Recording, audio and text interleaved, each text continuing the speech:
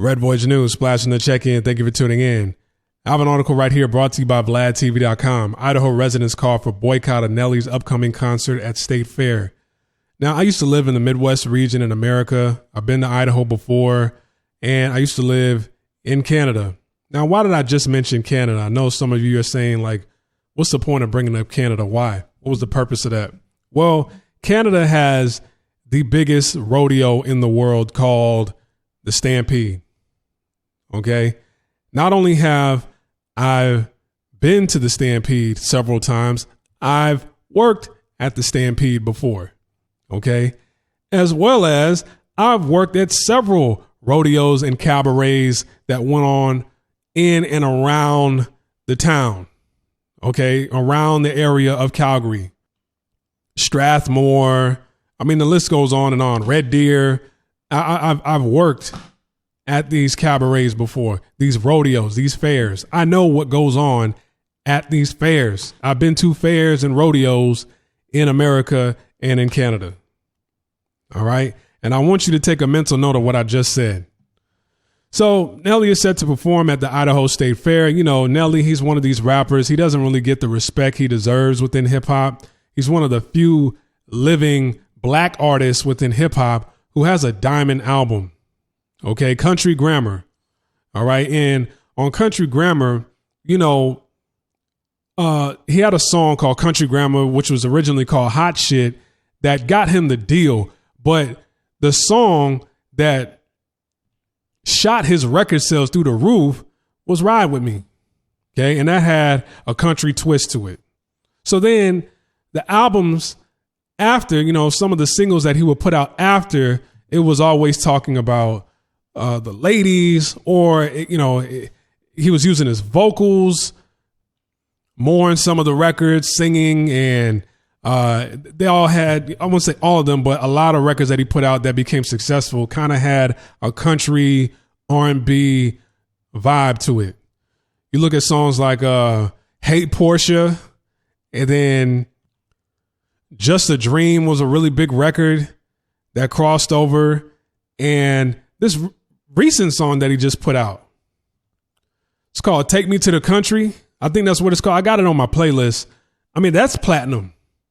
That went platinum real quick. And he's 46 years old. About to be 47 this year. And he still looks like he's in his 20s. He's still in shape.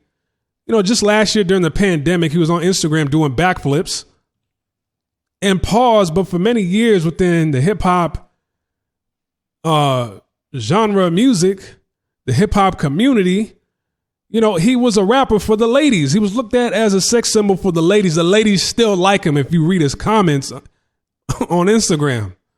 All right. I mean, he's still putting out platinum records. The only other living black artists within hip hop rappers that have a diamond album are Outkast and MC Hammer and 50 Cent. All the other rappers are dead. They went diamond when they died. You know, it's only a handful, and he's one of them, but he doesn't really get the respect he deserves as an MC. But within the community, the hip hop community, he's looked at as a sex symbol, and that's not what they want in Idaho. They don't want a sex symbol, a black sex symbol, come to their country, come to their town, come to their state, come to their city. You know, they still have sundown towns in states like Idaho. All right. You have women that come to these fairs that see somebody like a Nelly on stage with his shirt off. He's always performing with his shirt off.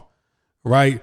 They get aroused, and now they want that. It's kind of like now you're looking at your chunky beer gut cowboy boyfriend sideways, like, okay, damn, you know, I wish I could have somebody like that, but I got this at home. Maybe I need to move to a bigger city to get away from the beer gut boyfriend that I got and get somebody like a Nelly. That's what they don't want. And then they have children that go to these fairs. So now the kids are going to be like, damn, you know, they got black men out here who everybody's screaming for. And that's how he looked with his shirt off. And, you know, the kids and the women, they're going to be drawn towards that. And that's not what they want. Now, if it was Eminem, even if Eminem didn't even have a country record, oh, they wouldn't care. They wouldn't care. They would welcome Eminem to Idaho with open arms. Okay. So there was somebody named Dwan Rasmussen who sent an email with the subject, "Whoa, Nelly." He wrote, perhaps the North Idaho Fair Board has already made enough money on ticket sales to the denizens of Seattle and Portland to ignore any boycott attempt. Now, Seattle and Portland, he didn't even say Oregon and Washington State. You know, they're west of Idaho. They neighbor Idaho. He didn't say Oregon and Washington State. He said Seattle and Portland, which is code word for white liberals and blacks. All right. Collecting money through ticket sales to people who live in Capitol Hill Autonomous Zone and Capitol Hill organized protests might just help us get past the financial difficulties of the last year. But is that what we are willing to sell our cultural souls for? I wonder if someone on the far left that is consumed with creating everything possible to injure our traditional communities' values and lifestyle is behind influencing weak-minded people on the KC Fair Board and our county commissioners by selling them on this insane decision to upset our peaceful fair with the likes of Nelly, wrote another resident, Rich Loudenback. Talk about selling your soul to the devil for money. Others expressed their discontent, pointing out that Nelly glorifies the pimp lifestyle despite the complaints. However, Nelly is still scheduled to perform whether those residents like it or not. Well, you know, in places like Idaho, where the meth epidemic is running rampant throughout that state, you know, seem like no matter what he talks about, whether it's the pimp lifestyle or a meth lifestyle, you just don't want a black man who's considered a sex symbol to come to your county fair. All right. And another thing, I want you to go back to what I said at the beginning of this video. I said, I've been to a bunch of cabarets, a bunch of rodeos, a bunch of state fairs. I've even worked at many different events. All right. So for somebody to say that, oh, creating everything possible to injure our traditional communities' values and lifestyle, our peaceful fairs with the likes of Nelly, there ain't nothing peaceful about a rodeo, a county state fair, or a cabaret. From the moment they open the doors to the moment they close, you know, a cabaret ends when a fight breaks out. I mean, there's fights going on nonstop, but when it's like 50 on 50, that's when it's kind of like, okay, it's towards the end of the night. And now everybody's brawling. Everybody's drunk. They're brawling. And now we can close the doors and, you know, stop playing the music. But while the band's playing in the middle of the cabaret, state fair, rodeo hours, there could be a 20 on 20 brawl right in front of the stage. Nobody's stopping the music. Nobody's doing anything about it. Security has to jump in and break that up. And they kind of welcome that type of shit at state fairs and rodeos and stuff like that. That's all a part of the rodeo state fair culture. All right. Even this right here.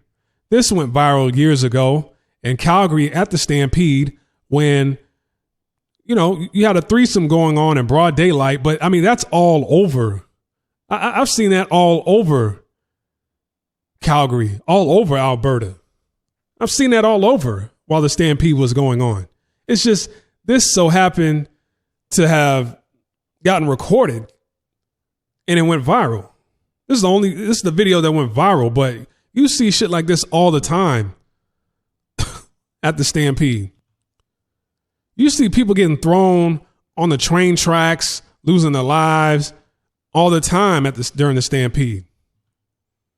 There's fights that break out. I mean, regardless if there's a rap act or not. I remember one year at the Stampede, you know, Ludacris showed up, but nobody was fighting when Ludacris showed up. People were fighting at the front gate way before Ludacris even showed up. And you got to think, like, the whole entire county fair area is huge.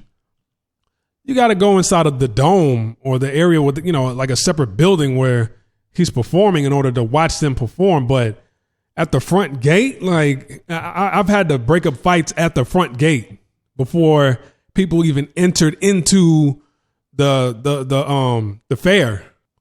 So, I mean, this has nothing to do with values and lifestyle and a fair being peaceful. I've never been to a peaceful rodeo or a peaceful fair before. I've never been to a peaceful cabaret before. Never, ever, ever, ever, ever. People get knocked out all the time. People's teeth are missing. Excuse me. People's heads get stomped in. You know, people are having sex in the bathroom. The list just goes on and on and on. I remember one of the worst cabarets I ever had to, be a bouncer for, security for, was there was one time there was this guy. He was like Goliath. All right, this guy was like 6'9" or 6'10", big meat hardy, 400-pound dude, 300-something pound. Like, he wasn't fat. He was just big and hardy, right? And he was an older guy, right? Probably like, in his 40s, mid to late 40s. But he was drunk, and he was pushing up on a lot of the younger guys' girlfriends at the cabarets, and he was starting a lot of fights at the cabarets. He started a fight inside the venue, and he started a big brawl outside of the venue, because what happened was fights would break out, and a lot of times, like, the younger guys, they were ganging up on him, but we didn't see what happened in the beginning, so we had to put the young guys out the venue. Well, the young cats were waiting for him outside that venue, so when they got out there, they all ganged up on him, and a huge brawl just took place. I mean, it was out of control, and there were cops standing right there, and the cops didn't do anything until finally, after a few minutes, I'm like, damn, are you going to do anything? Like, security, like, we're struggling. This is years ago, by the way. We're struggling on the ground trying to hold this man down. We don't have enough people to hold everybody back. And so after a few minutes, he finally hits the Goliath looking guy with pepper spray in the face.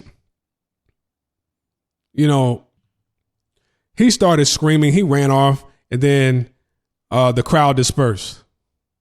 All right. But that's after hours and hours and hours and hours. I mean, not only did he start fights with a bunch of people inside the venue, there were other people fighting as well.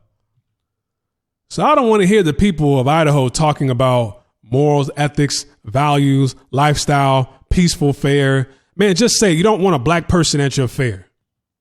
That's it. Don't get into talking about,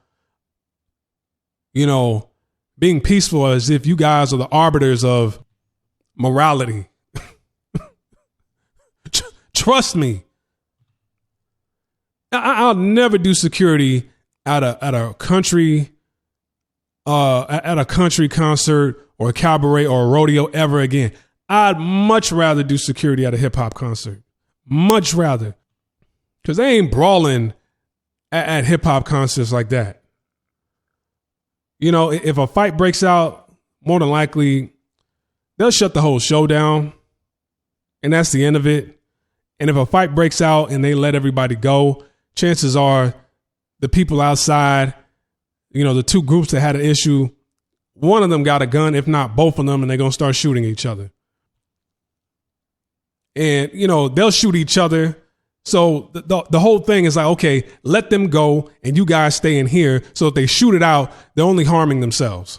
We're not going to harm other innocent bystanders outside trying to get to their vehicles to go home. Let's kick them out. They can shoot it out. And you guys are safe in here, and just let the show continue. Or if it does shut down, just give them a few more minutes. All right. Let me know what you think in the comment section below. Hey, man, if you want to donate to this channel, you like the content that I'm posting up on this channel, click the link in the description box below to my buymeacoffee.com page. International Hawk. I'm teaching the do's and don'ts on living abroad. If you want to become a member, $8 a month, you could do that. Or if you don't want to become a member, you just want to support, you can quote unquote buy me a coffee. The minimum amount you could donate is $5. Okay. I'll catch you on the next video. Peace.